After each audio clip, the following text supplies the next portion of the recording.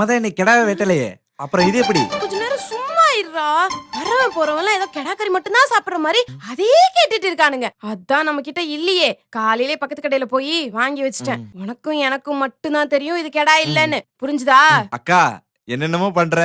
வாயை வச்சுட்டு கம்முன்னு இருக்கியா? போ உள்ள போய் தண்ணி எடுத்துட்டு வா. சரிக்கா.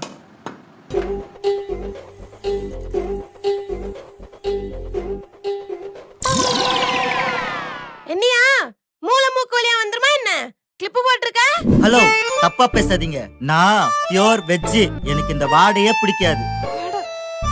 பின்ன என்னத்துக்கு இங்க வந்தியா? அது என் ஒய்ஃப் கன்சீவா இருக்கா. அவளுக்கு ஹீமோகுளோபின் அளவு கம்மியா இருக்கு. அதனால கல்லீரல் வாங்கிட்டு போலான்னு வந்தேன். இருக்கா?